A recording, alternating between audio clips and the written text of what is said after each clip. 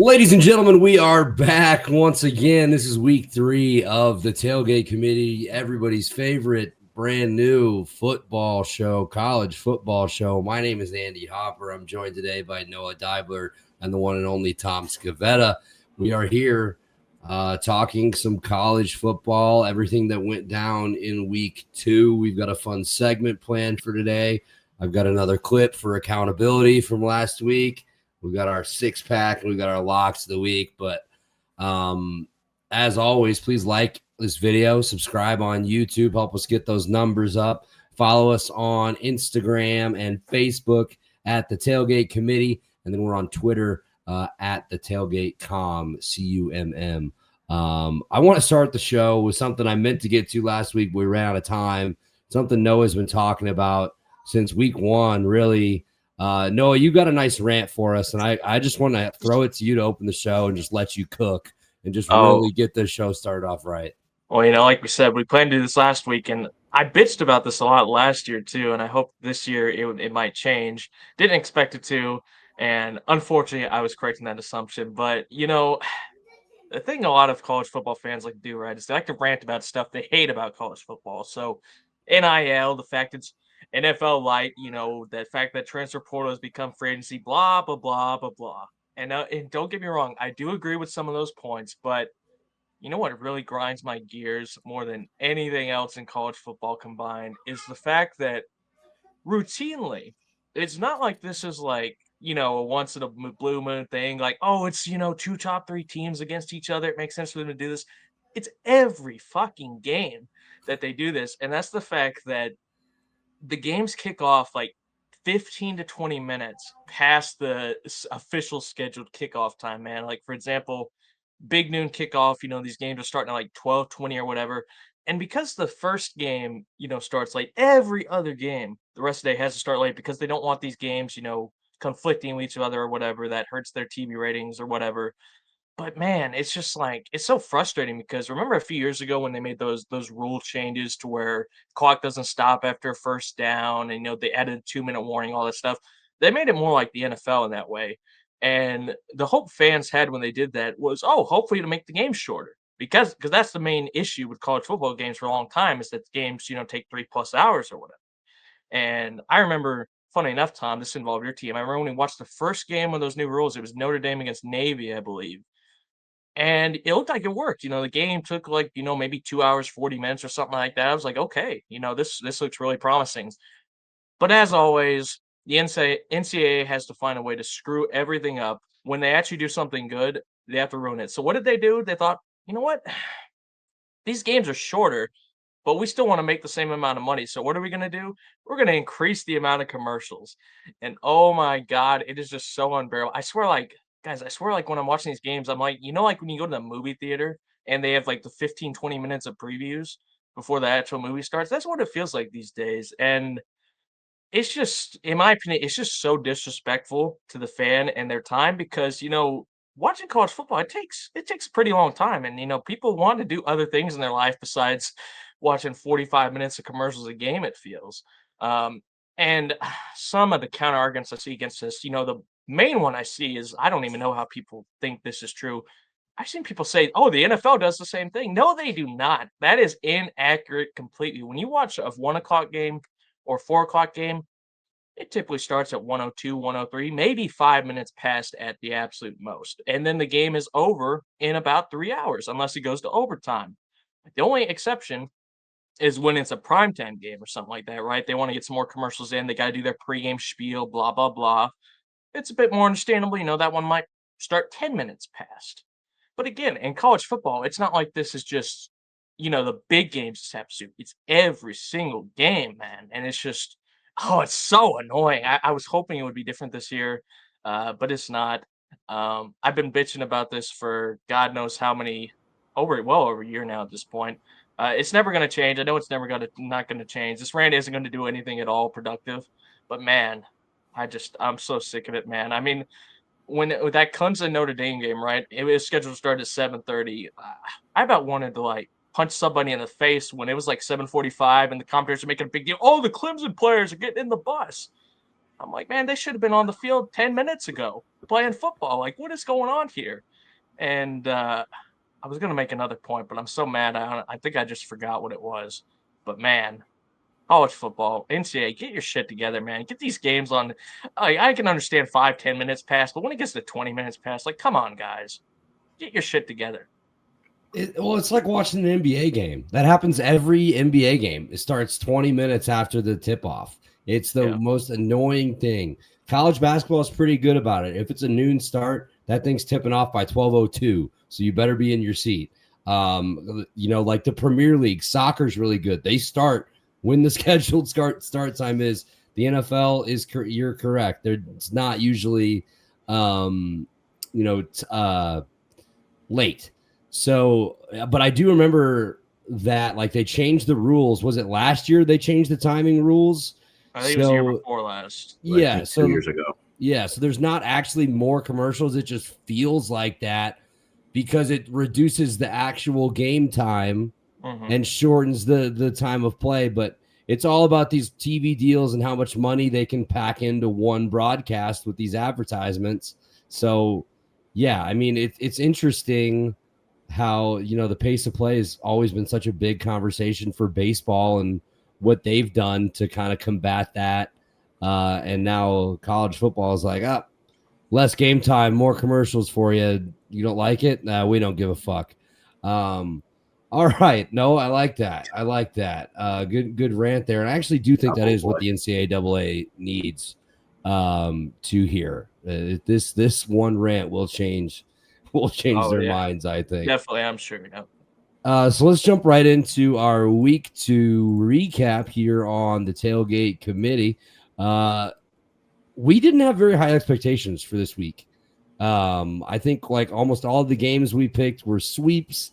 A lot you kind of had to sift through to find some good matchups, and it actually ended up being a really fun week. Like it was a very weird mix of games. So if you like points, week 2 was the week for you. 5 teams scored 70 or more points. 11 teams scored 60 plus. And then you also had some really close games that went down to the wire. 4 overtime games, multiple games going down to the last possession, whether that be a game-winning field goal, touchdown, a couple walk-off interceptions, pick sixes. Tom, I want to start with you because we do have a slate of games that we're going to go over. But was there anything other than what we're going to talk about that stuck out to you? Yeah, I mean, first and foremost, the lone ranked game of both teams being ranked for the weekend was Oklahoma and Michigan. I mean, John Mateer, 3 total touchdowns in this game, 2 of them on the ground. He's an explosive QB. Sooners in a loaded SEC. We'll talk about it later, but double-digit teams ranked guys. He did a really nice job finding guys like Deion Burks through the air. That's an air raid style offense, in my opinion, and John Mateer is the correct person to lead it. Bryce Underwood, I was not impressed, had a very heated moment on the sideline. Again, this is a Michigan team that leans on their ability to run the football. Justice Haynes was very, very good, but the inability to get tight end Marlon Klein involved in the passing game is a problem. Michigan loves to throw to their tight ends. They have not done it yet this season. They have not done it enough. And when you give up 400 yards of offense, you're not going to win many games. That is not a DNA formula of your typical Michigan Wolverines team, and that's why they lost, and they won't be in the CFP this year. Andy's Illini beating up Duke. I'll let you handle that, but Illinois causing 5 turnovers was insane. Duke should be embarrassed. They couldn't even get a half-full stadium for this one. Arizona State losing, I think that shocked all 3 of us. Mississippi State at home, they only had 66 yards on the ground, but Blake Shapen was really, really good. 3 touchdown passes, 2 receivers going over 100 yards, and Brennan Thompson and Anthony Evans III. And this game was really surprising for 2 reasons. One, the Sun Devils dominated time of possession. They held the ball for 38 minutes and only came away with 20 points. But the 2 turnovers were so costly. And what was the one common denominator last year of them winning football games? Sam Levitt was turnover free in majority of these games. And we're going to get into Levitt a little bit later. And finally, I will go on a mini rant, maybe a third as long as what Noah just did. USF upsetting the University of Florida 18-16. And my God, last week, minutes before we did the show, I was ready. I had USF picked to win this game. And one of the assistant coaches of the fucking USF men's basketball team texted me. He's like, yeah, don't pick USF to win the game. I'm hearing something. Brown's not 100%. I don't think they're going to win. Florida's going to take it, SEC powerhouse. And I was like, oh, shit. All right, I'm not going to go with USF now. Let me pick Florida. But in the back of my mind, my gut was telling me USF might win this game. They really might win this game. I caved in last second. I changed my pick 10 minutes into the show last week. The first 10 minutes of the show, I was picking USF. I backtracked and I freaking switched it. I did not trust my gut. So, folks, if you're doing a podcast, specifically a college football show, trust your dang gut when making these picks. Do not do what Tom Scavetta did last week. Byron Brown was outstanding, by the way, 263 yards through the air, 66 on the ground. I was really impressed with Mac Harris and James Chenault on the defensive side of the ball. It was a very similar thing to what they did with Boise State last week, or the week prior, I should say, in week 1. They were outstanding on all phases. Alex Golish is an awesome head coach. It's only a matter of time, I think, before he gets a Power 5 or Power 4, whatever you want to call it, job at this stage of the game. And Florida, this team should be embarrassed. They lack discipline. They had 11 penalties for over 100 yards. They committed the only turnover of the game. DJ Lagway looked very underwhelming. The stats will tell you, oh, he didn't look that bad. He did not look that good either, guys. The overhype of this Gators team was insane. Some people were predicting them to make the CFP with the hardest schedule in the country this year. Okay?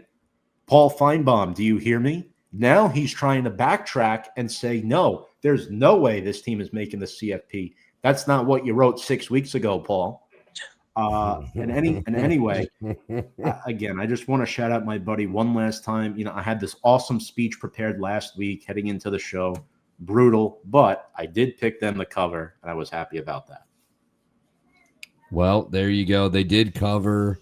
Big one for USF, their first win over Florida in dramatic fashion. Byron Brown was fantastic. Grammatica got his chance at the end of the game to redeem himself after missing that really long field goal attempt. And shout out to Alex Glesh, man, former assistant coach here at Illinois. Actually, my sister used to babysit his kids. He lived in my parents' neighborhood growing up, so got a lot of love for Alex Galesh and love to see him doing well. USF, in my opinion, the best resume in college football so far. 2 ranked wins and, obviously dominating Boise State in week 1. Going on the road and picking up an SEC win is no joke. Noah, what about you? What stuck out to you from week 2? Talk to me about Georgia a little bit, because it looked like they kind of struggled with Austin Peay to start that game. Which their fans have the best chant in the world. It's "Let's go P, let's go P." I love it. Yeah, man, it was not a good game. Now, obviously, they won the game 28-6. So, I mean, if you just look at that, I mean, you say it's probably decent. But like you said, Austin Peay, it's not like you're playing some powerhouse team here, no disrespect. This game, I think it feels like the same old issues with some of the Georgia teams I've seen the past few years, which is the offensive line play. Now, I don't usually, call it anyone specific, but I do have to say this. I don't know what dirt that O-line coach Stacy Searles has on Kirby Smart, but it's some really good, because this guy he is one of the worst offensive line coaches I have ever seen. And you think, we don't have like bums on our offensive line. We have 5 stars, 4 stars. Last year we had Tate Ratledge, who was a beast. And they just cannot block a wet paper towel sometimes, it seems like. I mean, Arkansas, I'm begging you, please fire Sam Pittman so that we can bring him back as our O-line coach, because that Sam Pittman was 10 times Coach Stacey Searles was, and he didn't have as good a talent. Those 2019-18 Georgia teams were not as good as these teams I've been the last few years. But I mean, they had a sequence. They had first and goal at the 1 before halftime. They could not get it in against Austin Peay in 4 downs. I mean, how utterly embarrassing is that? And I've seen some Georgia fans, even my own uncle, saying, "Well, at least we played like shit against Austin Peay and not a good team." And that is true, but I just think if we can't do well against Austin Peay, when you see a team like Ohio State beat whoever they were playing 70-0 or whatever, Mm-hmm. what are we gonna do when we play Tennessee this week, Alabama next week? We play Texas later this year. You know, people say, "Oh, SEC cupcake schedule." You still got to play the conference, man, and the conference is no joke, Right. especially with some of the opponents we have this year. So, man, I hope they get it going. But two other games I wanted to point out real quick. You mentioned USF as one of the most impressive teams so far. I want to mention the least impressive team so far this Ooh, season, the most disappointing team, which is by far, in my opinion, Kansas State. Kansas State has looked like an yes. absolute disaster this season. I don't know what they're doing over there in Manhattan, Kansas, but they need to change it up because they've now lost 2 games. They lost to Army this week. And by the way, the one game they did win, I believe last week, was against North Dakota, and they didn't dominate that game. In fact, it went right down to the wire, and Kansas State barely won on like a last-minute touchdown or something like that. It was like 38-35 or something like that. So they have looked terrible. But a team I want to shout out because they actually had a pretty disappointing week 1 loss, a team that we all picked to win that game, they did not. A nice bounce back win for Baylor this week, man. Double overtime win, 48-45 over SMU. Sawyer Robinson, 4 passing touchdowns, 440 yards. They also had 161 yards on the ground. And in this game, guys, 1,059 total yards, almost 750-yard passing between the two teams, 55 total first downs. I mean, this was an absolute barn burner in this one. But a good bounce back win for Baylor in that one. Yeah, both of those. I'm glad you brought both of those up. Well, I'm going to start with Baylor here. SMU was up by 14 in the fourth quarter. There was like 6 minutes left. It was late in this game, guys, and they just get their hearts absolutely ripped out in double OT. SMU has not beaten Baylor, I believe, since 1986. It's been like 15 straight wins in this rivalry for Baylor. Robinson was terrific. Jennings started this game 10 for 10 with like 200 yards. Like SMU looked very good. They were in control for most of the game. Rhett Lashley's crew just completely fumbled the bag down the stretch and lose in double OT. And then Kansas, I want to ask you guys this, because this is now like the second or third year in a row that the team that has gone over and lost the Ireland game has come back and not look great. Do we think that week 1 loss and all that travel is going to have an effect on Kansas State for the rest of the season? We saw, Florida, it happened to Florida State last year, guys. They went 2-10 after thinking they were going to be a really good team. Kansas State was highly regarded before the year. Now now they're sitting at a 1-2 record. Like you said, their one win is over North Dakota, an FCS school. And then Army. They just completely dominated this game. The time of possession, what was it, like 40 minutes? Not 40 minutes. Let me see. I got to pull it up. I have it right here. Yes, 40 minutes and 29 seconds for the Black Knights to 19 minutes and 31 seconds for Kansas State. Kansas State had 6 drives the entire game. That is nuts. Shout out to Jeff Monken's crew. I actually went to high school with Jeff Monken's niece. Shout out. Look at you. Yeah, I've got a lot of connections on the show today. But Avery Johnson, 15 for 25, 172 yards, a touchdown and interception. Once again, not impressive. But They're also getting no help on the ground. They could not run the ball. Their leading rusher had 7 carries for 30 yards. That was Jackson. And then, Tibbs, 5 catches, 61 yards, and a touchdown. Helms, the quarterback for, I believe it's Chase Helms, 41 carries, 124 yards, and 2 touchdowns for the Black Knights. Just absolute say what you want. The wing tee, it's just pure smash mouth football. Like Tom likes to say, meat and potatoes. They're running the ball, but you can't stop it. They averaged 3.4 yards per rush, but they ran the ball 70 times for 237 yards.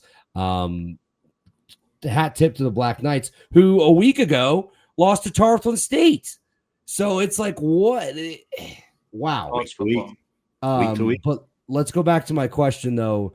Do we think this loss and all the travel in that opening week in Ireland is going to have a lasting effect on Kansas State the entire year? Tom, I want to start with you. I mean, a lot to drink over there. It's that's how it is. I mean, they might be hungover for the whole season, if we're being honest with you, and it could cost. What's his name? Kleeman? Something like that? Yeah, Chris Kleeman. Yeah, who came over from North Dakota State. Chris Kleeman. Yeah. Kleeman, something like that. Yes. I mean, I would like to think he's safe heading into next year, but I mean, it could put him on the hot seat going into next year if this keeps up. Avery Johnson is not it. He's not absolute garbage, but he's not good enough. You have teams in the Big 12 like Texas Tech, Utah, Arizona State, even with their loss last week, Iowa State. You have teams that are just flat out better than you. At this point, you're looking at best a 5th or 6th place finish in the Big 12, in my personal opinion. That's how I'm predicting this forecast here. I don't know what it is. I mean, I just think it's been a coincidence the last 2 seasons that we're seeing this type of hangover. I don't think it has anything to do with Ireland personally. I think whoever comes out of Ireland victorious goes on to have a great season, as we saw with Notre Dame last year. Mm-hmm. It is what it is. I don't necessarily think Kansas State's going to have a terrible year. They're still going to be in a bowl game. That's for sure. I don't see an FSU type of drop off, if that's the answer to the question, Andy. I do not see that with Kansas State. There is still, despite the questions around Avery Johnson, there is way too much talent on this team for them to continue to fall and fall and fall down the slide towards the bottom of the Big 12. I personally just don't see it. No, what do you think? Is this rock bottom for Kansas State here? Can it get worse? Is there still a hangover from the week 0 trip? It can get worse. I mean, like Tom said, Florida State showed it can always be worse. Do I think it'll get worse? Most likely not, because I think losing to a team like Army, no disrespect to Army, I mean, they played great, they deserve to win. But that's a low point for sure for a program like that. In regards to the Ireland thing, Tom kind of touched on it a little bit. I think the main thing is that's a game you really want to win, because if you lose a game like that in week 0, it's just so deflating to, the jet lag. You mentioned like 1,000 miles or whatever it is, the atmosphere, it's earlier in the season. You have a little less time, obviously not much, but a little less time to prepare for it than you would a week 1 game or whatever. I think it's a really good momentum launcher for a team that wins that game. I mean, we're talking about Kansas State, but look at what Iowa State did once they won that game. They're 3-0 now. They're rising in the rankings. They're playing some pretty solid football. But Notre Dame, a team that usually plays in Ireland quite frequently, does pretty well over there. They're competitive basically every season.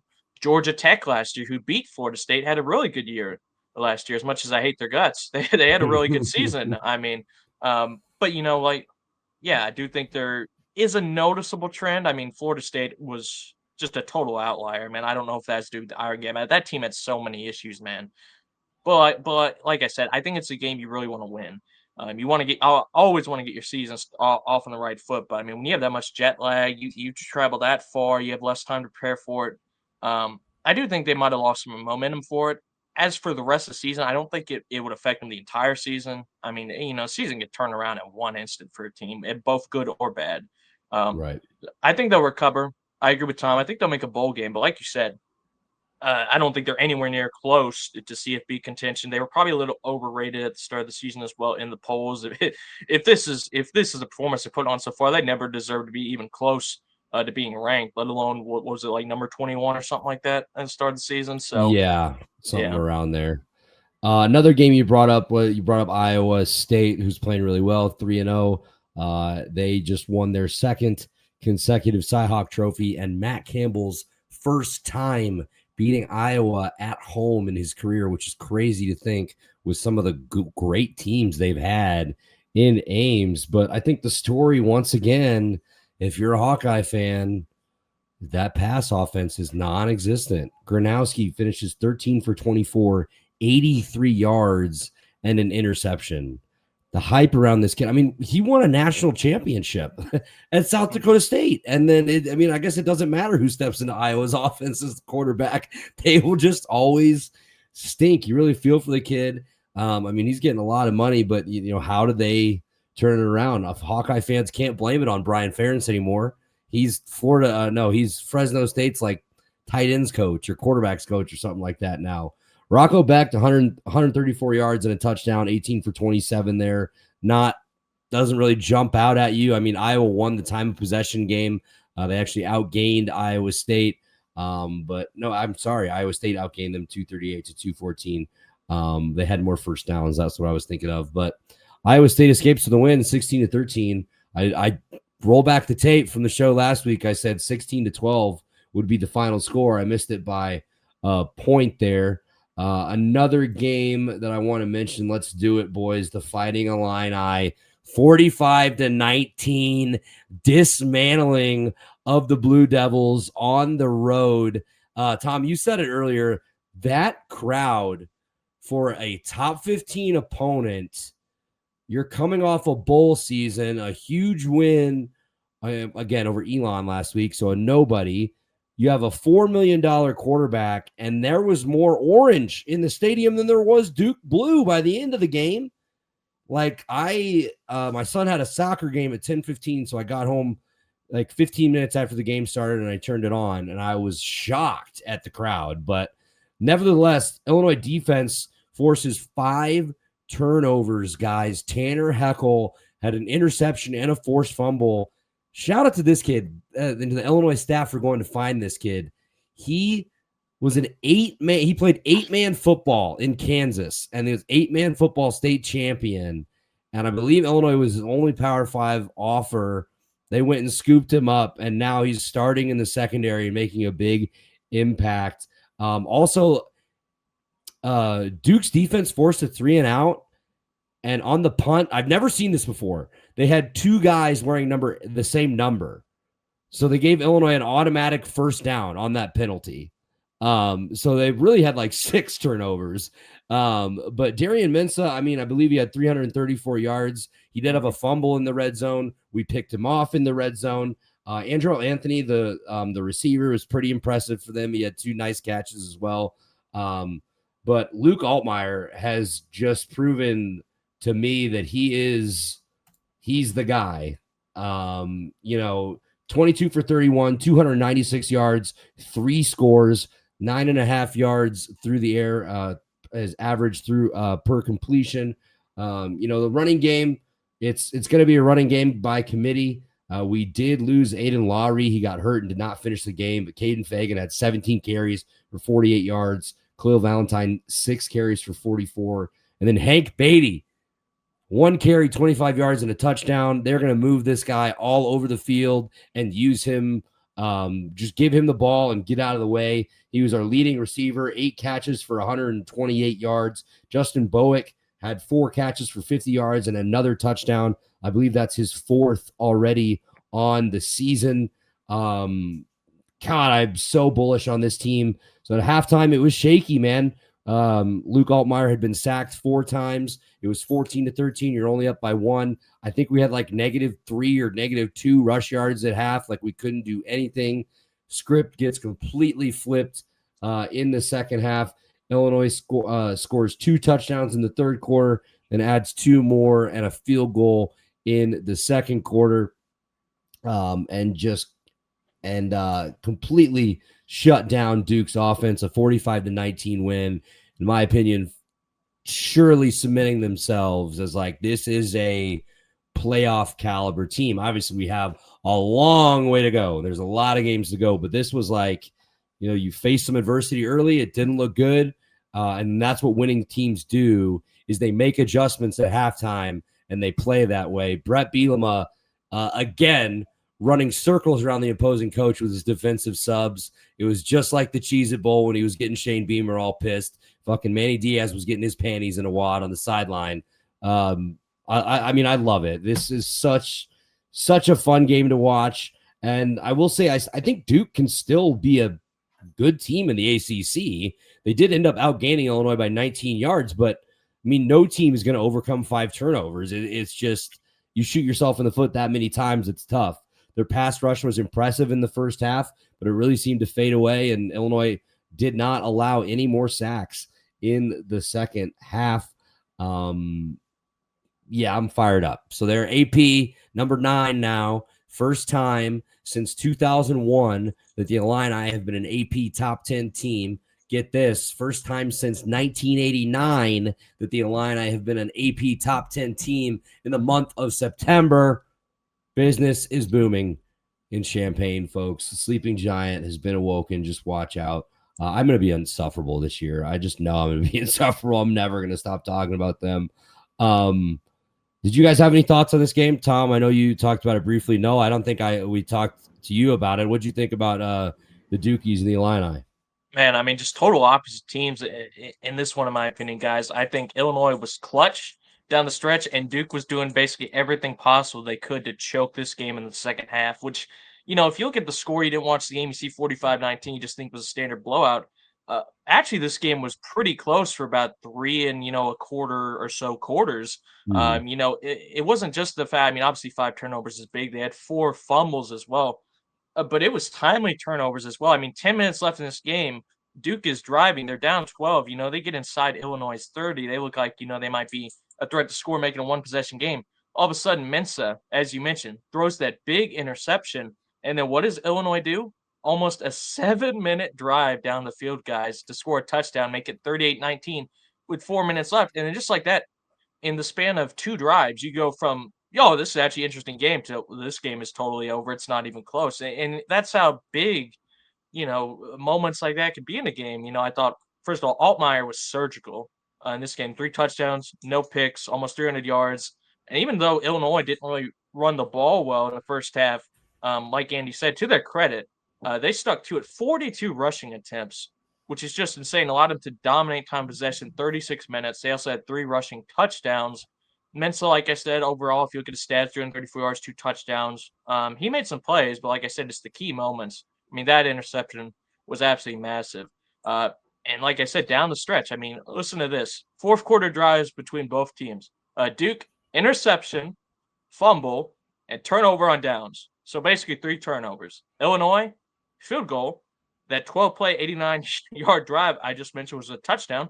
And then the last drive was them kneeling the ball at the end of the game. So, I mean, just a tale of 2 halves, pretty much. Very impressive win for Illinois. I do agree, though. I do think Duke is still a good team. But you saw a difference between a good team and a very good to even great team in this one in Illinois. I mean, they're comfortably in that top 4 in the Big Ten. I mean, you have Illinois, Oregon, Ohio State, and Penn State. Yep. And then I don't think anyone else is even close to those 4 teams in that conference. So yes. They're in a good position, man. They are for sure. Tom, quick thoughts on this one. I know you kind of mentioned it earlier. Yeah, look, Illinois might be here to stay. Question, do you guys know the last time that Illinois, Georgia, and Notre Dame were all ranked in the top 10 at the same time? Do you know the year? It's got to be like the 50s or something. 1958. Don't think too hard, Andy. Last year. Was it? No, is it last year? No, at the end of they didn't. Was it 2001? Not very close, but close. I'll give you one more guess. 1989. Was it 89, the year that I mentioned earlier? You're both 6 years apart. That's the clue. Do the math and you'll get it. 1995. Oh, okay. Correct. The year I was And born. what happened in 1995? Tom and Andy came about. Yes, So sir. there you go. What a good Always, there's always a connection. Yeah, always a great year. All connected. Oh, nice. Nice. Okay, cool. So there's a couple more games I wanted to hit. Briefly, we don't have to spend more than a minute on this. I just thought it was interesting. Syracuse and UConn go to overtime. UConn was in control of that game almost all the way through. Fourth quarter, Syracuse pulls ahead. They end up 27-20 in OT. Let's get quick thoughts on Fran Brown making the team run sprints after the game. Do you guys think that was more performative, or do you like the move? No, I'll start with you. I do like the move. I think first of all, I think if you're trying to be a college football or above athlete and you're complaining about having to do sprints about around after any game, that's an issue. Because the thing with elite coaches, guys, I'm not saying Fran Brown's elite coach, but I do think he's a good coach. But guys like for example, Nick Saban or Kirby Smart, they don't care if you're up 70 points in the fourth quarter, man. They're still coaching like, it's a tie Yeah, game you got to in the execute. playoffs. Yeah, exactly. You got to keep executing. You got to take your opportunities. And, once again, no disrespect to UConn, but this is a team that has been pretty awful for several years in a row now. And Syracuse got destroyed by Tennessee in week 1. They needed a response. And like you said, this was no, gimme cupcake game for them. They had to fight for this one. And Tom, I'm going to give you a nice little shout out. Steve Angeli, 453 yards in this game, man. I mean, he got it done for sure. But no, I don't have an issue with it at all. I think it's a good move, actually. You can't get complacent. And you just, beat a not very good team by 7 points. You should, stay on your heels a little bit. Tom, what do you think? Yeah, look, UConn is not good. They might be improved from previous seasons, but they're still not a good football program. There's a chance this is actual protocol for them. I'm not 100% sure. I didn't watch their game week 1. I'm not going to pretend like I know because I don't. But yeah, look, it wasn't a good performance. It took a lot for them to pull out a win against UConn, and they have a lot of tough ACC opponents coming up. Yeah, the performance wasn't good. Syracuse has to be better. There are different ways to get the message across, and some coaches, all coaches respond differently to that. And I also think Fran Brown should take some accountability as well. There were some moments in this game that I think he could have done a little bit better. All in all, it was not a great performance from Syracuse. If this foreshadows anything, they're probably not going to do too well come ACC play. It's probably going to be a lot of Angeli throwing the ball a lot, like 40, maybe even 50 times a game, which is a problem. Yeah, and that's never good when you have to rely on one facet of your offense like that. But good for Angeli for performing. And they did get the win, but like what you said, Fran Brown does need to take some accountability for that as well. Clearly not happy with his group after that one. Next, this is one that I had on the quad box that I did not expect to be such a good game. Michigan State 42, Boston College 40 in double overtime. This was an awesome quarterback battle. Aiden Chiles, 19 for 29, 231 yards, 4 scores through the air, added 39 yards on the ground and a touchdown. So 5 total touchdowns for him. Dylan Lonergan, the Alabama transfer, came to BC to play for Bill O'Brien, was really impressive, guys. I've never seen him play before. 34 for 45, 390 yards and 4 touchdowns. Had Boston College in there the entire game on the road. Fire name alert, Turbo Richard led the Eagles in rushing, 13 carries for 55 yards and a score. Lewis Bond, 11 catches for 90 yards to the air. Nick Marsh was the leader for the Spartans with 5 grabs for 68 yards himself. And Mekhi Frazier, the bell cow, 17 carries for 81 yards. This one was a really fun one. A lot of just overtime fun games. Another one I want to get to, Tom already mentioned this one a little bit, but Mississippi State over Arizona State. This was my lock last week. I had Arizona State minus 6.5. I was like, there's just no way Mississippi State had won going into this game just one of its past 17 games against Power 4 competition. Enter Blake Shapen because he had an incredible game.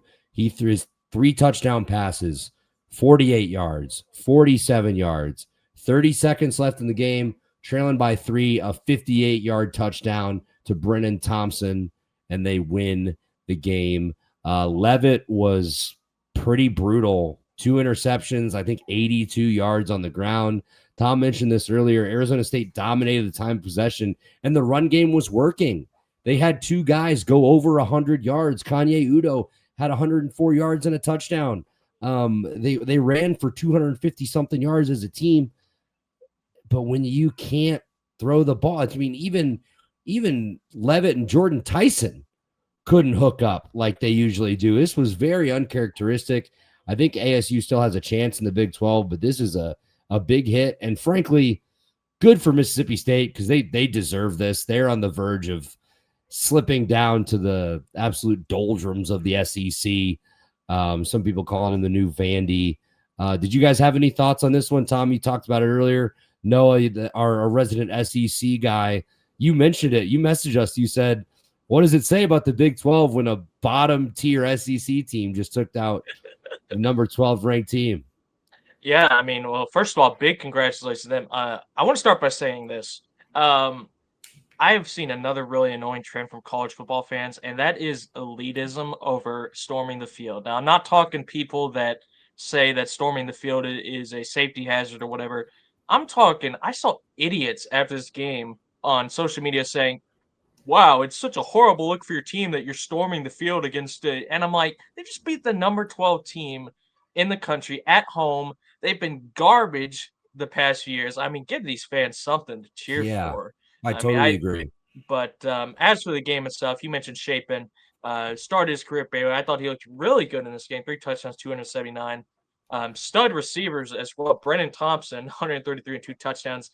And UGA transfer Anthony Evans III, 108 and a touchdown as well. But man, on the other side, I hate to say this, but poor old Sam, he can with those Heisman hopes, he can leave it at the door because this was just this was not his game, man. 1 touchdown, 2 interceptions, didn't even pass 100 yards. I mean, only 3 receivers in this game had catches. I mean, that's just not a good signing. Like you said, even though they had a dominant running performance, you can't run the ball. Or excuse me, if you can't pass the ball, it's not really going to mean much at the end of the day. Also, they were totally inefficient, 3 for 14 on 3rd down.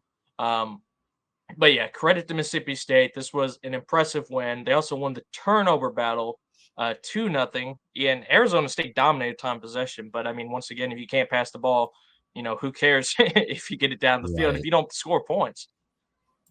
Absolutely. Great take there. Last 2 games that we've already mentioned, so we won't spend crazy amount of time on them, but I just want to shout out USF.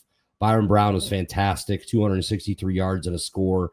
He also had 17 carries for 66 yards on the ground. Singleton came up big with that big touchdown catch. Lagway left something to be desired, but I really think it's a lot on the coaching decision. Why is Florida throwing the ball 2 times in a row late to stop the clock twice? All you needed was just keep running the ball, keep the clock moving, and you win that game. Eugene Wilson III. It is weird to hear that name. His dad, Eugene Wilson, I remember watching him when I was a kid. He played safety for Illinois. So I'm like, I am old as hell every time I hear that name. But hell of a win for USF. And then lastly, I just wanted to share my thoughts on Oklahoma. All of the talk before this game was Bryce Underwood. It should have been John Mateer. This was John Mateer's game. 2 rushing touchdowns, a passing touchdown, just really was cerebral in my opinion and controlled the game. Shout out to Brent Venables' defense for shutting down Underwood. I believe he was 9 of 24 for 142 yards. And then Justice Haynes, 19 carries for 125 yards. He was huge. He had that long touchdown run, to cut it to 14-7, but they never got any closer. And I didn't realize this. It was a homecoming for Sharon Moore, who played defense at Oklahoma under Venables. So that was a cool little matchup there. Shout out to Deion Burks, by the way, 7 catches for 101 yards. He's from Michigan. They asked why didn't Michigan recruit you? He said, I don't know, but that's a tough one for them to let somebody from your backyard go down there to Norman and then beat you up. But this was the second meeting of all time between these two programs. Michigan, the all-time FBS leader in wins, and Oklahoma, the most victories since World War II. Little fun fact, but I think Mateer's the story here, and I think he's firmly putting himself in the Heisman conversation. 271 yards, a touchdown. He did throw that pick, but 19 carries for 74 yards and 2 scores there. Hell of a week 2 in college football. So that's our week 2 recap. Let's get to our segment. This one is brought to you by none other than Tom Scavetta. It's our hype train or our hype drain. So we're going to continue with the Florida conversation because this has been one of the big, talking points. Billy Napier drops one again, and there have been rumors about who might replace him. If so, Tom, you want to take the lead on this? Yeah, sure. So, look, Florida's a real bad place to be right now if you're a Gators fan. What good is recruiting if you can't properly coach those recruits? So 100% Billy Napier is finished. I mean, their own fans were chanting "Fire Billy" as they left the concourse on Saturday. It was awful. This is year number 4, guys. They're virtually eliminated from the CFP already. Let's look at their next 4 weeks. They have a record of 1-1, and their one win was against an FCS school. They haven't even beaten FBS school yet this season. They're at number 3 LSU this week. They're at number 5 Miami, Florida the week after. They host number 7 Texas in 3 weeks. Then they're at number 16 Texas A&M. 3 of those 4 games are on the road as underdogs, and then their only home game is against Texas. They could realistically, fellas, be 1-5 6 weeks in. That is a fireable offense, in my opinion.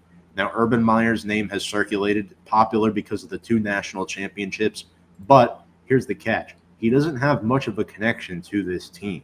I don't think Billy and Urban have any similarities in terms of recruiting. The Gators fired Dan Mullen after just one season, after just one bad season, excuse me. It's going to – I think Noah was the one that mentioned that. Dan Mullen has been a better coach for Florida than Billy Napier has so far. Look, and this is what Napier's buyout would look like. So on the surface, he signed a 7-year, $51.8 million deal back in 2021. So it's 2025, right? So we're a little bit over halfway through. The base salary increases by $100,000 every year. So his 2025 salary is $7.5 million.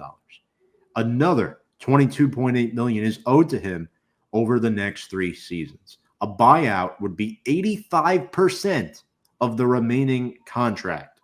So basically that would be $19.38 million out of that 22.8 number that I just said. So they would still owe him almost $19.5 million after the season. That's if they fire him after the season.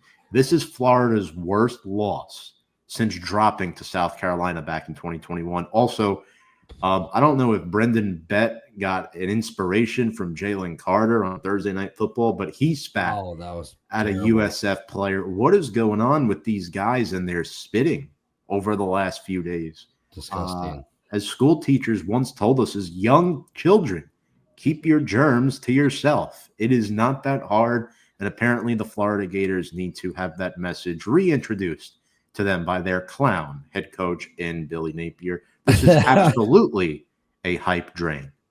Hype drain. Okay.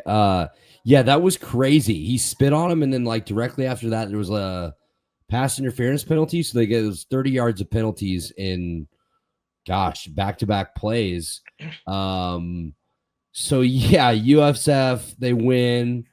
People were thinking After Florida's run, they beat LSU, Ole Miss, Florida State last year. They're kind of high hopes. You got DJ Lagway back. Well, they go 4 of 12 on third down. No answers for Byron Brown. Wow. Yeah. So you mentioned their schedule. Currently, 8 games left against teams that are currently ranked. 5 of their next 6 games are against ranked teams. That lone run, the lone exception to that is Mississippi State, who just beat a ranked team. So that's not a cakewalk. What if they go 2-10? Does Florida pull Florida State and go 2-10 this year? I don't know if it gets that bad, but yeah, this is definitely a hype drain. Do I think Urban Meyer is going to come out of retirement to be the interim coach? No, I don't think so. But that would be awesome. Who they should go get John Gruden. Please go get John Gruden. He said he wants to be in the SEC, and I would love to see him on the sidelines again. Noah, you have been saying it all weekend. Let's point and laugh at Florida some more. I want to give you your opportunity to do that. Napier, do you think he should stick around? Do you think they should go with an interim coach? Do you think Urban Meyer would be interested in coming back? Let's get your thoughts on this one. Well, first of all, I do want to say this. This was absolutely hilarious to watch. But, oh my no, God. and also, what is this? The Simpsons? That was great. But yeah, in all seriousness, first of all, before I get into ripping apart Florida, I do want to say once again, big credit to USF, man. Like Andy said earlier in the show, 2 ranked wins so far. They've looked really impressive. Byron Brown was gutsy in this game, especially running down the stretch towards the goal line, that final drive. Their defense, which is what I thought would be the reason they lost this game, was actually incredible in this game. They dominated in the trenches, forced a big turnover on DJ Lagway. And once again, I mean, terrible discipline by Florida. You mentioned the spitting. There was also, they had a blatant PI on the exact same drive. I mean, the DB basically mugged the receiver. And that would have forced a third down if he didn't do that. But, Tom mentioned this. I said this as soon as they got rid of him. I've said it for years. And when I said it back then, Florida fans disagreed with me because, they were in a bad season. I think they fired Dan Mullen way too fast. I mean, if you look back at his resume, guys, this is a guy that, first of all, his first 2 years led him to wins in the Peach and Orange Bowls, 2 top 10 finishes. Then in 2020, they went 8-4, which, on the record, you think that looks unimpressive. But you got to remember, guys, this was the shortened season. This was the year Florida beat Georgia, made the SEC championship game. I mean, so if that was your down season, I'd say you're doing pretty good. And, like you said, they had one down year where I admit they were not good that year at all. But they pulled the plug on them really fast. And here's a funny stat for you guys. Between their first 3 years of coaching, because Tom mentioned this is Napier's 4th year. Dan Mullen got fired in his 4th year. If we compare their first 3 seasons, Dan Mullen's worst year was 8-4. Billy Napier's best season was 8-5. So Dan Mullen, at his worst through 3 years, was still better than Billy Napier. And we got to remember last year, guys, Florida started last year horribly as well. This isn't the first time we've heard fire Billy Napier. The only reason they didn't was that Florida went on a good stretch towards the end. Like you said, you get their schedule this season. It is just absolute murder's row. I mean, even their last game of the season against Florida State, that was a game before the season you probably would expect them to be favorites. Now, I would easily expect Florida State to win that game if they played tomorrow because Florida State has looked good and Florida just looks horrible. As for the coaching situation, look, I do think he's going to get fired. I said this last week, I believe. I don't care how tough their schedule is. When you have the roster they have and it's going into year 4, you need to contend for a CFP spot, whether that's fair or not. If you want to be a contending team, which Florida wants to, it doesn't matter who you play. You got to be able to expect to beat anybody. And they're not even close. I mean, they are miles off. In fact, I think they're probably worse than when Dan Mullen left at this rate. If this is what they're going to put up, I definitely think it's possible they could go on a major losing streak and he gets fired in midseason. I don't know. I don't think they'd hire Urban Meyer. First of all, I don't think you should come out of retirement at all. He's got a nice job over there in the media. And let's be honest, who in their right mind would want to come out of retirement from your cushy broadcasting job to take over this absolute garbage dumpster fire? of a team, man. I mean, you know what? Best way to summarize this game, guys. It was a very meat and potatoes performance from USF, but for Florida, it was very vegetable and tomatoes. It was pathetic. Yeah, it's like when the Colts brought Jeff Saturday out of nowhere to be their Yeah. interim a couple years ago. It's like that's a great point. Why? He has no relationship with any of these players. He was the coach there 20 years ago.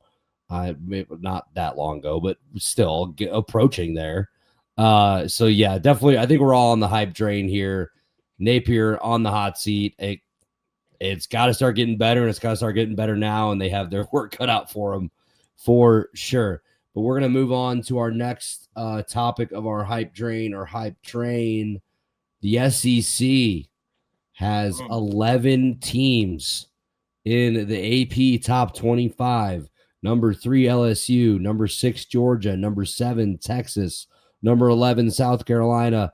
Oklahoma at number 13. Tennessee, number 15. Number 16, Texas A&M. Ole Miss at 17. That's 3 SEC teams in a row there. Alabama, 19.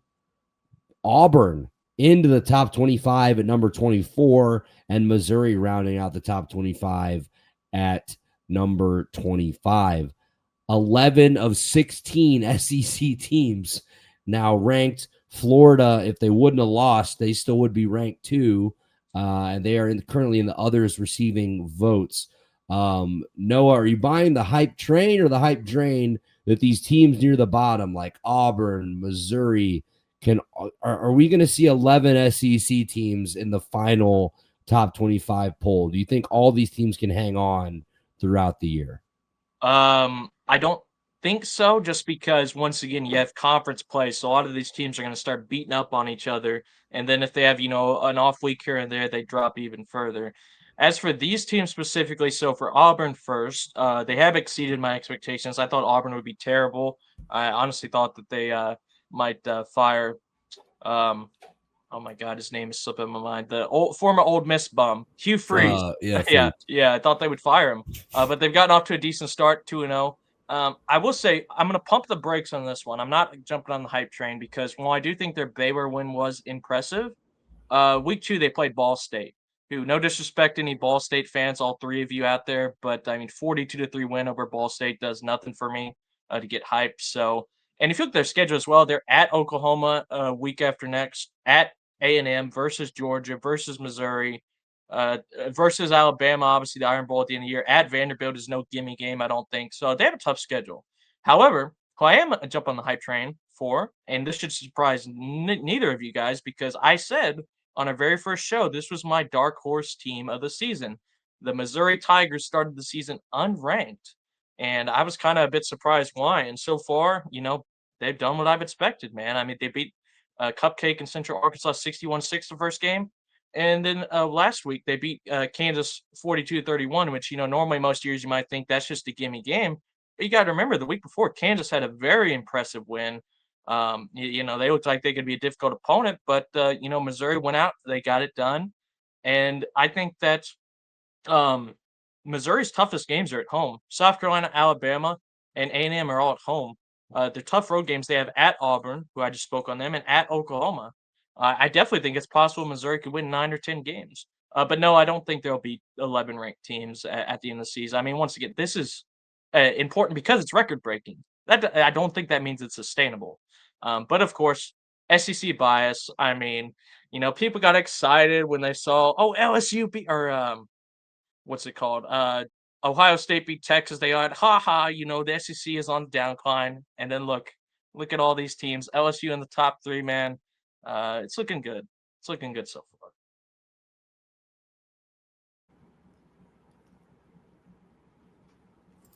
Yeah, absolutely. I mean, 11 teams is incredible. Sorry, I was muted there for a second. Tom, what do you think? Do you think this is sustainable for the conference? Are we going to see 11 teams in the SEC still ranked in the top 25? No, but you might see 10. To piggyback off Noah, I don't think Auburn will remain ranked after this week. We mentioned 4 ranked games in a row. They could be sitting at 3 and 4 soon. But Missouri is a team that can make some noise with their QB, Bo Pribula, who was outstanding last year. Yeah, he was. As Drew Aller's backup at Penn State. We even thought it sometimes he outperformed Aller in some games, and it's led him to an SEC starting job. I look at teams like Ole Miss, and I get worried. I don't think Austin Simmons is that great. I didn't think he was good at all last weekend, and that is concerning. Losing Jackson Dart, losing Trey Harris, Cade Price-Corn from last season. Alabama has not impressed me so far. Again, they played well last week, but again, they blew somebody out that they should have blown out. There's no surprise there. I'm most susceptible about those bottom four in terms of the ranks: Ole Miss, Alabama, Auburn, and Missouri. Out of that group, I think Missouri and Alabama do stay ranked. In a month from now, we're talking about this. I think if two teams are to drop, it'll be Auburn and Ole Miss. Auburn is most definitely going to drop. So I'm in between, similar to Noah here. I'm buying the hype train. I do think 10 teams will be ranked by the end of the season when that final top 25 comes out. But I don't think 11 is sustainable. I just don't. These teams could fall a little bit once they start playing against each other. This week, you already got a couple of big ones. You got Texas A&M playing independent Notre Dame on the road, and then you got Georgia and Tennessee. So one of those teams is going to, at least one of those teams right there, based off of just those two games, is going to drop. I won't get into any thoughts and predictions because both of these games are on the card. But yeah, I'm in between. I'm leaning more hype for 10 to stay, not 11 though. 10 still a lot of teams for one conference would be impressive. Either way, we will see how the season goes. Let's move on. Before we get into our lock of the week, we're all about accountability here at the Tailgate Committee, and I'm calling myself out for last week. I'd like to personally apologize to Sam Leavitt and the and the Arizona State faithful. I'm gonna go with the guy. He's not plus 6,000. I thought at plus 2,000 it'd be a decent deal here. I'm gonna go Sam Leavitt at Arizona State. He doesn't have Cam Scatabo anymore. They're going to be relying more on him. Obviously, you have Kanye Udo, who's going to step into that running back role really well. But I love Dillingham as a coach. I think Arizona State has an opportunity to win a pretty decent amount of games in the Big 12 here. And, who knows? They made the college football playoff last year. Does Leavitt make a step up here? The job just ripping inside and forcing a third and extra long. Pressure again coming. Leavitt having to escape on 3rd and 18, buying time downfield to nobody. Intercepted. I shouldn't say nobody.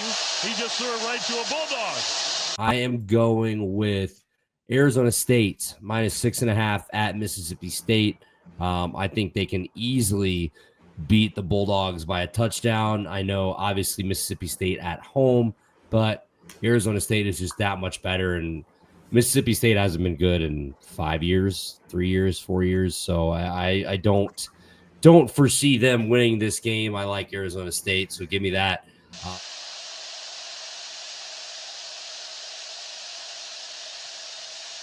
Leavitt looking middle and going deep middle. Intercepted! Intercepted by Washington!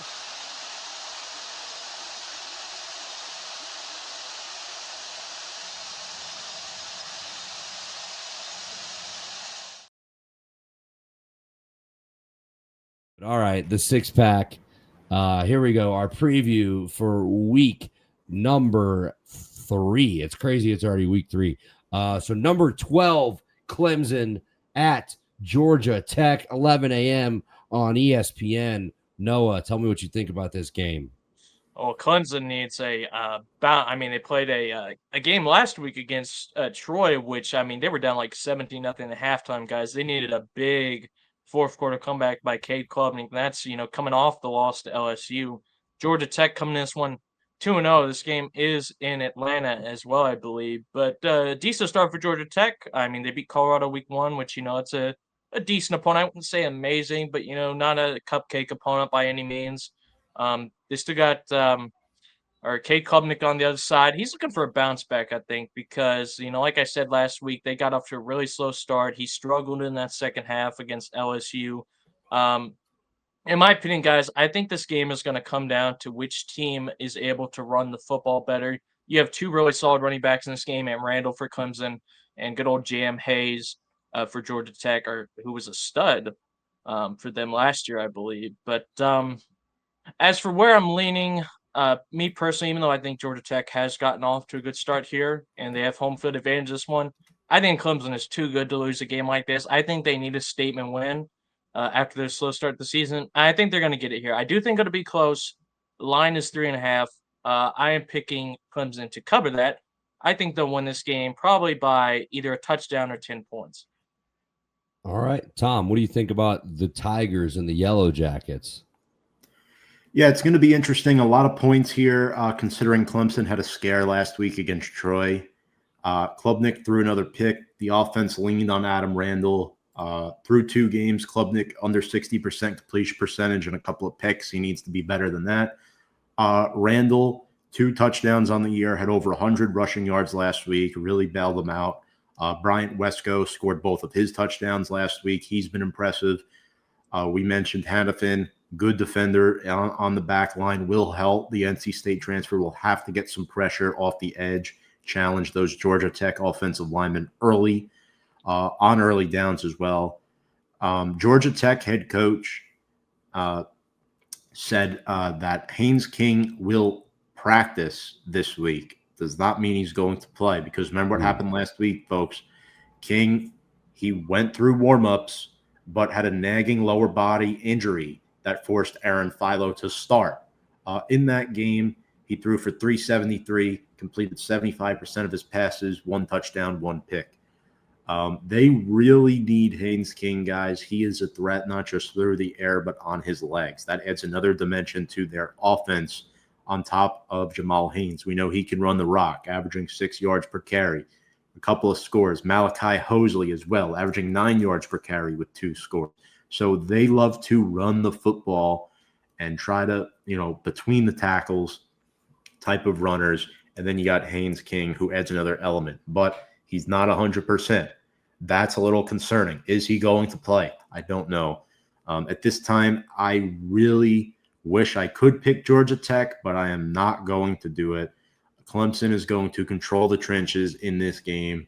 They are going to get back on the right foot, improve to 2-1, and knock off Georgia Tech for their first L of the season. This would be a huge blow to Clemson's season if they do drop that game. Aaron Philo was really impressive when he did have to come in for Haynes King and make that start. But I think, Tom, I'm kind of with you here. If there's no Haynes King, I just don't know if Georgia Tech is going to have enough to get past Klubnik and the Tigers. They did really struggle with Troy last week. They were not impressive. Shout out to Troy for hanging around for as long as they did. Man, we're recording this a day earlier than usual, Tuesday, so we don't know. And a lot can change from Tuesday to Saturday when they play this game, but yeah, give me Clemson. I'll take the Tigers in this as well. Let's move on. We are staying, well, I guess not the game. It will not be played in Georgia, but there is a team from Georgia featured in our next game, 2:30 p.m. on ABC. The number 6 Georgia Bulldogs are going to Rocky Top, facing number 15 Tennessee. Noah, these are your boys. So let's have you start us off once again. Yeah, difficult opponent for sure. Tennessee has looked pretty solid so far, and I've also been really impressed with what I've seen from Joey Aguilar so far, man. 5 touchdown passes so far this season, no interceptions. Some solid statement wins as well. I mean, they blew out a cupcake, scored 70 points last week, and then we already mentioned that game against Syracuse earlier. Their offense was really good in that one. Running the ball, they're doing well as well. Chris Brazel, their top wide receiver this season, 187 yards through two games, 14 catches and 2 touchdowns. He is going absolutely off this season. On the other side, I mentioned this earlier, Georgia struggled last week against Austin Peay. Their offensive line was not impressive whatsoever. Gunner Stockton, I think their 2 games has actually looked pretty good. But obviously, it's tough to judge this early in the season because this is definitely the biggest game of the season so far for this team. Zachariah Branch, I think, has been a great transfer addition for them. They really lacked a number 1 receiver after they lost Lad McConkey last season, so I think he can be that guy for them. As for where I'm leaning in this game, I know a lot of people talk about home field advantage in this one, and Neyland is a tough place to play, and usually it is. But the last 4 times Georgia's been here, guys, listen to this. 2017, 41-0, Georgia. 2019, 43-14, Georgia. 2021, 41-17, Georgia. 2023, 38-10, Georgia. Georgia is not intimidated whatsoever going into this environment, guys. They absolutely own the Vols in general, really, for the past decade, but they are not afraid whatsoever to go and play in Neyland. And I think what I've seen from Georgia over the years, guys, is they play down the competition a lot. But when it comes to big games like this, more often than not, they show up. So I expect after, a lackluster performance against Austin Peay, I expect a rebound. I do expect them to win this game. I don't know if it'll be a blowout like it has been the last couple times they've gone to Neyland, but I do think they will win. I'm going to go, let's see, over-under is 49.5. I think it'll be under. I think this is going to be a more defensive game than people expect, but I would think Georgia will win it 28-20. All right, 28-20 prediction for the Dogs. Tom, hit me with it. What do you got from Rocky Top? Yeah, look, the Vols haven't beat Georgia since 2016. Gunner Stockton, dual threat, more of a passer, but he can take off when the play breaks down. I like what I've seen so far from Nate Frazier and Dwight Phillips in the run game. That's a good 1-2 punch to have. I think Phillips gaining the experience is awesome. Zachariah Branch and Colby Young lead the receiving corps. I want to see if Tennessee can contain them and force guys like Cash Jones and Oscar Delp to step up in the pass game. And it's going to be a challenge for Tennessee because you got, a linebacker like CJ Allen might be the top inside backer in the nation right now with 11 tackles and 1 sack. I mean, coming into the season, at least, he was rated very, very high on 2026 mock draft boards. And for Tennessee, you got a really good offensive line. So guys like Allen and company are going to have to get to the quarterback. Joey Aguilar has been clean thus far, 5 touchdown passes, no picks. He has not been sacked once all season. And that part of the reason is because they have been kept out of 3rd and long by success on 1st and 2nd down. Star Thomas, Deshaun Bishop, who's averaging nearly 11 yards per carry. Thomas is a really good red zone back. So between those two, it's going to be a challenge for the Dogs to try to contain them in the trenches. Chris Brazel, no one mentioned these receivers before, but I just want to pinpoint that they're tall, they're good, they have great hands, good quickness. Again, it's going to be a challenge. This game is not going to be a blowout on either side. The Vols defense as well has 8 sacks over the first 2 games. So putting guys like Ernest Green, Drew Bobo on that Georgia offensive line to the test. I really like Arion Carter. I think he's a really good linebacker. Over the first 2 games, he has really flashed. And then you got Joshua Josephs up the middle. He will eat up interior offensive linemen. The question is, can he do it against high-end offensive linemen like Georgia has? I don't know if it's going to be enough. In the matchup I'm looking at in this game is Jalen McMurray guarding Zachariah Branch. How is that going to work out? Who is going to win that matchup? Give me the Dogs. We have 2 for Georgia, folks. So what worries me for Tennessee, injury concerns on the back end of the defense. 2 of the starting cornerbacks, Ricky Gibson, Jermod McCoy, both expected to be out in this game. Could have an effect on how Tennessee schemes up defensively and matches up with the Georgia passing attack and this offense, which has been kind of lackluster to start the year. I mean, I think Stockton had to throw the ball 34 times against Austin Peay. I mean, that's not necessarily a team you think if you're Georgia, you're going to have to be running the ball. I'm sorry, going to have to be throwing the ball that many times against. Over Georgia's 8-game winning streak against Tennessee, their average margin of victory is 24 points. Noah said it earlier. They're not afraid of Neyland. They go in there and take care of business pretty routinely. I don't know. I really like Aguilar. I think he's got a really cool story. This kid was a walk-on at a JUCO, almost walked away from the game of football and was going to be a fireman.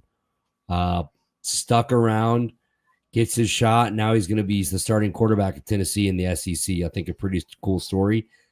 And I think the Volunteers get it done over the Dogs in Knoxville this weekend. Noah, thank me later. Saved you from the sweep and an embarrassment for Georgia. I did this for Tom. I'll do this for you in week 3 as well. Let's move on to our next game. USF back on the card. Number 18, USF going to Hard Rock to take on number 5, Miami. 3:30 p.m. Central Time. Get this, boys, on the CW. Could the CW have ever imagined a matchup like this? I said it earlier. USF so far, in my opinion, has the most impressive resume in the country. Imagine if they add a victory over number 5, Miami. Tom, your team played Miami a couple weeks ago. You watched this team. Do you think USF is similar to Notre Dame and could compete with this Miami team for the entire 4 quarters? Yes, they will. And USF has frustrated opposing offenses each of the last 2 weeks. They already have 2 ranked wins. Alex Golish has a lot going right now. Byron Brown is an awesome quarterback, dual threat, tough to guard. That's going to challenge Miami's front 7, like Ruben Bain specifically. They're going to have to find answers. Keshawn Singleton has been a really good receiver for them. Big play threat, creates good separation. Chaz Nimrod as well as an awesome receiver, good Z target. Jalen Schuler is a good linebacker. He's a sideline-to-sideline scraper. If you watched the film last week against Florida, he was all over the place. The Gators had no answers for him. Mac Harris, too, as I mentioned before when I was ranting about USF. He's been awesome. I like what I've seen from him on film as well. Now, the Hurricanes have defensive star power to contain Byron Brown, and that's where Ruben Bain does come into play. He already has 1.5 sacks and a forced fumble. Look what he did against Notre Dame and C.J. Carr. They rattled him.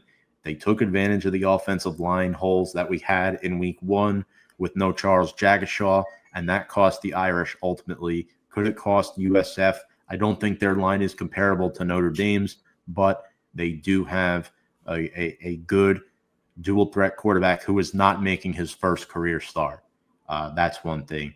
For Miami, too, Akeem Mesidor is a threat up the middle. So if you're going to try to run the football in this game with running backs outside of Byron Brown, good luck there. I think he has a mismatch advantage over the USF interior. Carson Beck, what the heck, man? Is he back? I think he is. 4 touchdown passes on the year, completing 76% of his passes. And the reason why, again, complementary football.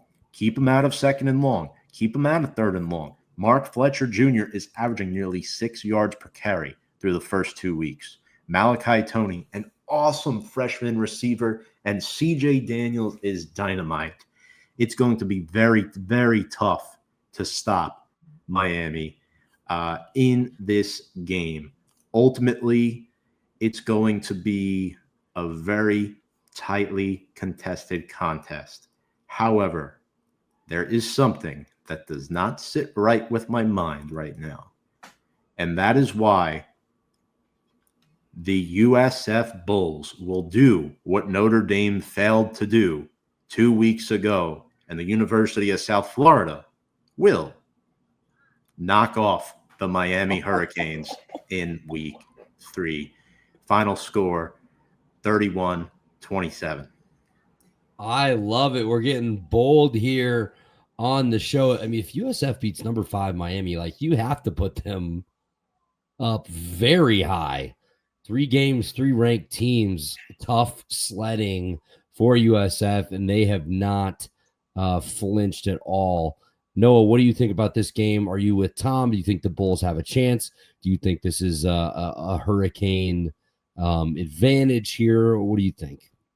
The Bulls do have a chance in this game. I mean, we've already mentioned the 2 ranked wins, the most impressive resume in all of college football so far, which I'm sure nobody would have expected to say by week 3 of the season, but it is true. Byron Brown has looked really good. You mentioned Schiller. I mean, that guy has been insane. 21 tackles through 2 games so far. He was absolutely insane last week. Singleton as well. I mean, just absolute burner. 168 yards on only 7 catches. By the way, an explosive guy, and obviously Byron Brown doing it through the air, doing it through the ground. On the other side, you mentioned Tony had that big touchdown against Notre Dame in week 1. Definitely a speedy guy, deep threat type of guy. Ruben Bain, that's going to be a challenge for South Florida to deal with. And Carson Beck, which Carson Beck has been good so far this season. 4 touchdowns, no picks. Complete like 80% of his passes or something like that, which is just barely below 80%. It's just really good so far. But I will say, the thing I saw with Carson Beck last year, he was very hot and cold. In the season, he was much better. But, guys, his 12 interceptions last season, they all came in a 6-game stretch. Ooh. He had multiple games with 3 interceptions. I mean, it was just not a good time of season for him. So he is prone to some inconsistency. We have seen the good so far. My question is, are we going to see the bad at some point? USF's defense has really impressed me so far. So to be honest, objectively speaking, coming into this, I was going to pick Miami.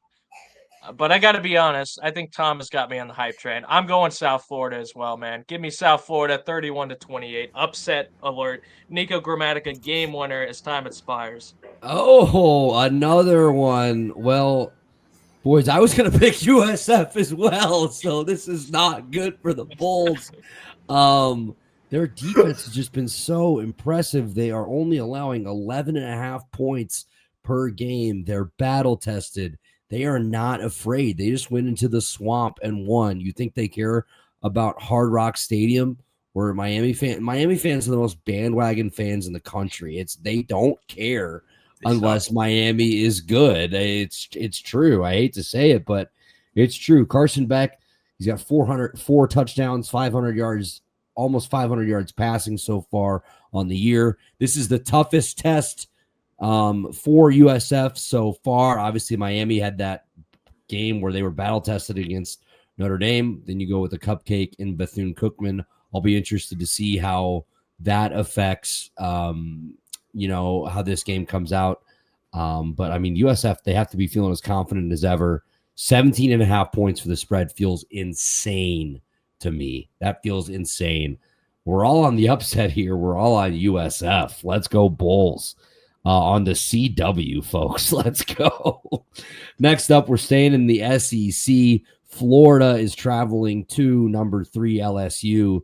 Doesn't get any easier for the Gators. I'm going to start this off and be easy, guys.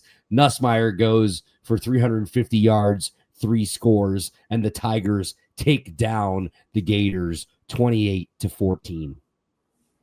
Noah, what do you think?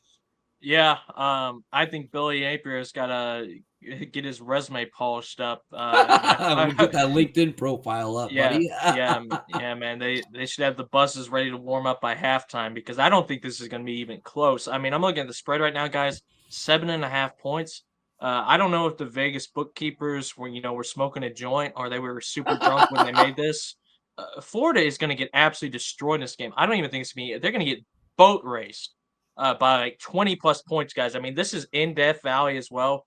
And we just saw the performance. Now, credit to USF once again. But I mean, that performance they put at home was pathetic. I mean, it was just absolutely embarrassing. LSU, say what you want about Brian Kelly. He's definitely a better coach than Billy Napier is. Nussmeier's a stud, Heisman contender for sure. Lagway has looked a bit inconsistent. LSU's defense looks really good this year. Anderson at wide receiver is an explosive threat. Man, give me LSU 42-21. Oh, he is taking the Tigers as well, folks. More confident in them than I am. I still think they win, but yeah, I don't know. Tom, go ahead. Gators, Tigers, your thoughts. Yeah, Nussmeier is, continuing to grow even as a fifth-year senior. I think he's done a good job in the pocket so far.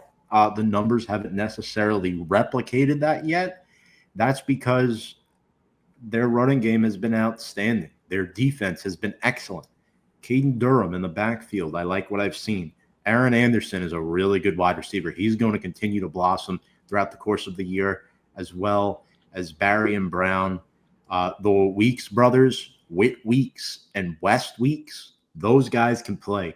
West Weeks had an awesome game last week. The transfer, Mansour Delane with 1 interception on the year so far. And then don't forget about this. This is a revenge game for defensive end Jack Pyburn. I think he gets 1 or 2 sacks in this game against his old teammate, DJ Lagway. 6 tackles, half a sack. Lagway, so far, his numbers aren't bad, but his film is not great. For some reason, Billy Napier has a knack for underwhelming quarterbacks. I don't know what it is. Jaden Ball is the identity of their offense, and they won't be able to get him involved because LSU is going to be massively ahead early. It's going to be all Vernell Brown, Eugene Wilson, and Hayden Hansen. The only chance the Gators have to win this game is if Tyreek Sapp and Miles Graham get to Nussmeier early and often. They won't be able to do it. LSU wins 45-10. Whoa. We are in lockstep here for our first few games of the 6-pack, ladies and gentlemen. A couple disagreements, but not for this one. We think it's going to be a long day for the Gators on Saturday night, 6:30 on ABC. Next up, this one, we're going to start with Tommy. It's a big one. Might be the game of the week, folks. Number 16, Texas A&M, and our Heisman dark horse, Marcel Reed, going to South Bend to take on Marcus Freeman, CJ Carr, and the Fighting Irish. 6:30 on NBC. Tommy, what do we need to know about this game? Lay it out for us and give me your pick. I think we learned a lot about CJ Carr back in week 1. I think there were a lot of positive key takeaways from his performance. He grew and matured throughout the course of that contest. He totaled 3 touchdowns. He did have that 1 interception, but the 1 rushing touchdown was impressive. We saw what he was able to do in the second half. My one concern is they were unable to get Jeremiah Love involved in that game. I don't know if there's something going on there that we don't know about that's being kept under wraps, but Texas A&M now has film on that. They also have film on Love from last year's game as well, but it's okay because Jadarian Price is ready to step up if there is an issue there. Notre Dame needs to get some of their new receivers involved, like Micah Gilbert scored a touchdown in week 1. Jordan Faison, good gadget player. Malachi Fields, the transfer from Virginia Tech, get him down the field. And new tight end Eli Raritan. Develop, replace, develop, replace. That is the key for Notre Dame at tight end and offensive line. They constantly excel at those 2 positions. Drake Bowen at linebacker needs to keep an eye and spy on Marcel Reed. We know he can move. He's slippery. Boubacar Traore is a defensive end that has the ability to get to the quarterback. He had the only sack for the Fighting Irish against Miami. And the key for me, guys, it's going to be Mario Craver and Kevin Concepcion against Leonard Moore and Christian Gray. Christian Gray is not 100%. He's been battle-tested throughout the CFP last year. Everybody picks on Christian Gray, but he's not bad. He just gets beat by elite talent. That's what it is. Then that's what you see on TV. I also think Jaden Osbury and Kingston Villamu Asa will have key roles in containing Marcel Reed. Now let's talk about Reed, the dark horse Heisman pick for 2 of us here. Turnover list thus far this season. He's been awesome through the air. He's been solid on the ground. Good back in Le'Veon Moss, and it helps to have good receivers. Concepcion has 3 touchdowns already, along with Craver. So those 2 guys are concerning. Scooby Williams on the defensive end for the Aggies is really quick. He is tough to guard. Cassius Howell already has 3 sacks for the Aggies. And here's one matchup we have not talked about yet. How about Jaden Greathouse against Will Lee III? I mean, those two guys are awesome veteran players that I'm really excited to see. Texas A&M is very capable of winning this game. I believe Notre Dame is favored by a touchdown, 6.5 to be exact. At least that's the last line that I checked. This game typically for me would be on upset watch, but we saw what happened to Notre Dame last year. They lost their opening home game against NIU. And I think Marcus Freeman, with Notre Dame having 2 weeks to make adjustments and get ready for Texas A&M, I think they'll be the slightly more prepared team, and Freeman will slightly outcoach Elko here for the win to get Notre Dame to 1-1. 1-1 for the Irish. It is I think, a pretty important. You really want to avoid dropping to 0-2 to start the year. Notre Dame 6.5-point favorites in this game. Marcel Reed has been fantastic for Texas A&M so far. They have 86 combined points in their 2 victories, 7 touchdowns on 62 attempts for Marcel Reed, over 500 yards passing so far this year, but they have not played anybody as good as this Notre Dame team yet, especially on the road. Noah, I'd love to get your thoughts on this game. Do you think Texas A&M has what it takes to avenge that loss from last year, or do you think it's Notre Dame's time this Saturday? Well, first of all, Andy, even though I really like you, I got to say I cannot let you off the hook on this one. You said Marcel Reed is our dark horse Heisman. I did say that, and then Tom said two of us. You both are letting me hear it. Your guys is dark horse Heisman. Sorry, we said it on the show. That's warranted though. He was not. I picked Sam Leavitt and he sucks. Go ahead. But yeah, this one. So Marcel Reed, I think, has been amazing. Craver's been amazing. 236 yards through 2 weeks, and through the air and the ground for Reed as well. I mean, 8 total touchdowns, over 600 yards through 2 games. He has been phenomenal. That said, no disrespect to UTSA or Utah State, but they are not at the level of this Notre Dame team. And Notre Dame is at home, which is a very difficult place to play as well. Notre Dame, as we mentioned earlier, is also coming off the bye week, so Marcus Freeman has had some extra time to game plan. And Marcus Freeman is a coach that, at least just from what I've seen over the years, is pretty good after a loss. I don't remember him going on major losing streaks quite often. I mean, they were great last year, and he's a defensive guy as well. This is by far the best defense Marcel Reed has played so far this season. Carr has looked solid against Miami. Maybe not amazing, but I mean, it was his first. Pretty sure it was his first start, right, Tom? Am I correct on that? Yeah, and that was a tough game on the road as well. And he looked. He didn't look terrible. He didn't look, elite or anything, but he made some plays for sure. He didn't look out of place by any means. And this 1-2 punch for Notre Dame as well. I think they need to get going in this game. Prices looked good in the first game. But Love needs to get it going because, he was expected to be probably the best running back in college football so far.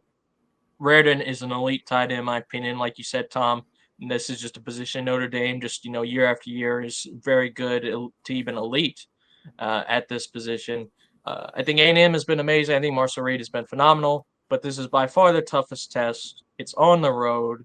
Notre Dame is very well coached. So I'm picking Notre Dame to win this game. I do think it'll be a low-scoring game. 50.5 is the over-under. I think it'll be considerably below that, actually. I'm going to go Notre Dame to win this game 27-17. A 10-point win for the Irish is a prediction from our old boy down south. I think Notre Dame wins this game as well, but I think it's a lot closer than that. I think it's a 3-point win for Notre Dame. I will go 24-21 for the Irish. I think 6.5 is an interesting number there on the spread. So we're all on the Golden Domers for this one. I think this has potential to be a very good game. We will close out our 6-pack with our last game of the week, 6:45 on the SEC Network. Vandy going to number 11 South Carolina. Lenora Sellers and the Cox looking to defend their home field at Williams-Brice Stadium. Sellers hasn't necessarily lit anybody up yet so far, guys. He is 15th out of the 16 starting quarterbacks in the SEC with total passing yards at only 337. He's completed 60% of those passes, which is a good number, but there's been a little bit more to be desired from this offense. Maybe it's a little bit of conservative play calling from Shane Beamer and his staff. Offensive line isn't as good as they were last year. But this is an interesting game. You got Diego Pavia, and the Doors coming in. Both these teams at 2-0. I got to tell you, I was pretty impressed with Vandy last week. Went down early to Virginia Tech on the road, came back and won, and it wasn't really close at the end of that game. Noah, I want to start with you on this one. Do the Cox take care of home field here, or does Vanderbilt come in and ruin their party a little bit? Yeah, man, this is a tough game. Spread is 5.5 for South Carolina. I think that's about right. I think this is definitely a one possession type of game. Funny stat here, guys. Both of these teams have actually played VT so far, and Vanderbilt actually had the more impressive win. South Carolina had to have a couple fourth quarter interceptions on Kyron Drones when Virginia Tech was driving in that game to kind of pull away in the fourth quarter. Like Andy said, Vandy played VT last week, and after a slow start, they basically dominated. They won that game going away. Two really good quarterbacks in this game, in my opinion. And Pave, you mentioned Sellers. Like people said, he was kind of a Heisman front runner. He hasn't been amazing, but he hasn't been bad either. 2 touchdowns, no interceptions. He's completing about 66% of his passes. On the other side, Pavia has been really good. 5 touchdowns through 2 games, 1 interception. Man, I mean, this is tough. 2 really good coaches as well. By the way, I want to give credit to Vanderbilt. Clark Lee had 9 wins through his first 3 years, but they stuck with him. And credit to them because they had a good season last year, winning season. They're 2-0 this year as well. And Shane Beamer, I just think, is a really good coach. Always have liked Shane Beamer ever since he came in with basically no recruiting class there his first year, and kind of similar to what Vandy did last year. He got a winning season with basically nothing at all. They've been really good. They were really good last year, and they were off to a good start this year. This game is in South Carolina. I do think that'll be an advantage for them. In my opinion, I didn't think this will be a close game, but I am going to pick South Carolina to win. I think it'd be close. Over under 48.5. I think this will actually go over. I think this could be a game where it's about the quarterbacks, quarterback duel, if you will. But I'm going to pick South Carolina to barely win it. I'm going to go 35-31 for the Cox. Close one for the Cox from our boy Noah. Tommy, what are your thoughts on this game? Do you like the Cox? Do you think Diego Pavia has what it takes to get it done for the Doors? Yeah, Diego Pavia certainly does have what it takes. This is his second year as an SEC quarterback. They were just battle tested on the road last week at Virginia Tech. I know that's an ACC opponent, but that's a good ACC caliber team right there. Tough place to Pavia, play. absolutely. They have an awesome crowd there. If you've ever been there, go.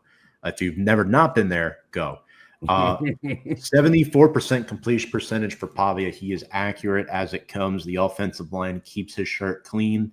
He's only been sacked once through the first 2 games. They have an awesome 1-2 punch. Cedric Alexander with 156 yards and 2 scores, and Macklin Flynn as well with 2 touchdowns. They are a run-first team that opens up Pavia for the play-action pass to guys like Trey Richardson, their big play dynamic receiver, or their top-rated tight end, and Eli Stowers, who has 8 catches for 115 yards and 1 touchdown. He is a big boy. Shane Beamer and the Gamecocks also beat Virginia Tech this season back in week 1. Lenora Sellers so far, a little less impressive than Diego Pavia, but he is also much younger than Diego Pavia. Their rushing offense is not as good. They're more of a team that they tire you out defensively. They make big plays when they need it, and they have grind out wins. That's what they do. Dylan Stewart is an impressive player for them on defense with a couple of sacks already They create turnovers. Fred Thomas with an interception so far. Look, they're big in the trenches, which is why, I mean, it's really, really tough because Vanderbilt has not beaten South Carolina since 2008. Oh, that's wow. a long time. That's a long time. And that's why I'm picking South Carolina to win outright. But Vanderbilt might cover this. They really might. I think Vanderbilt only loses by 4 here. I think South Carolina wins by a final of 24-20, and it's going to be a very tight game. Pavia, impressive numbers once again. 24-20, the prediction from our very own Tom Scovetta for this game. I'm going to buck the trend here. Give me the Commodores. Give me Diego Pavia and Vanderbilt to pull off the upset at Bryce Williams Stadium. He said he came back to Vandy. He fought for that extra year of eligibility because he wants to win a championship. Do I think Vandy has a championship caliber roster? I don't know if I'll go that far, but this kid is a gamer, man. You give this kid an inch and he will take a mile. I like what he has done so far with Vanderbilt. Noah, you said it earlier. They're very well coached. Also, anytime I can go against Shane Beamer, throw that T signal out after Brett absolutely dominated you last year, Shane, you little man. He's just a little lad. He likes berries and cream. But anyway, yeah, give me the Commodores and Vanderbilt. I'll take them for the upset. Avoid a sweep here. So that's our 6-pack. That's our games of the week that we think you should be watching in week number 3, and we will get out of here just a minute. Our lock of the week. I'll start us off because I have yet to win one. I'm 0-2. I'm going Purdue USC over 59 points. It's currently -110. 2 high-powered offenses here, and Purdue's defense is not very good. I know they have Odom as their coach now, more of a defensive-minded guy, but they have Devin Mockbee back in the backfield. They also have Ryan Brown at quarterback, who's actually pretty solid for them. I think they'll be able to put up some points. I think USC wins the game fairly easily. Obviously, they're favored by 21 points, but I think we see points here. But I don't blame you if you ignore me and fade me because I'm 0-2 so far. Tom, what is your lock of the week? You better lock it up. Folks, if you're watching, don't think too hard. LSU -7.5. Bet it now before the line gets a little more crazy. That's my lock of the week. I'm 2-0. Things happen in threes at least. So this is your lock of the week. Ride the hot hand. Noah, you dropped your first one of the year last year, looking for a bounce back. What is your surefire? What's going to happen for sure in your mind this week? Well, guys, the first 2 weeks, I've chosen games with 2 teams I basically know nothing about. And, after losing last week, you think I'd learned my lesson, but nope. I'm doing the same again this week, man. I'm not going to anything obvious. I'm going out of left field, out of the box, if you will. I don't know if you guys are into Cougars. I personally am, and I'm really into Washington State, man. Washington State against North Texas, man. The Mean Green are going to look like the Lean Green against the Cougars this week. Washington State, Wazoo is going to win outright. Andy, good God. Oh, that was great. Are into Cougars, but I personally am.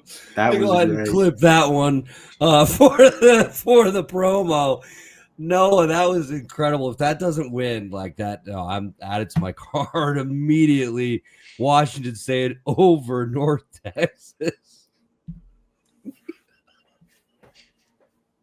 All good, Mr. Hopper? Oh, I'm good. That got me.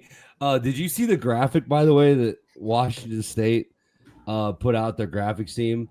Like, on the road this week to Denton, and then it's like they put the stadium in like the middle of a desert.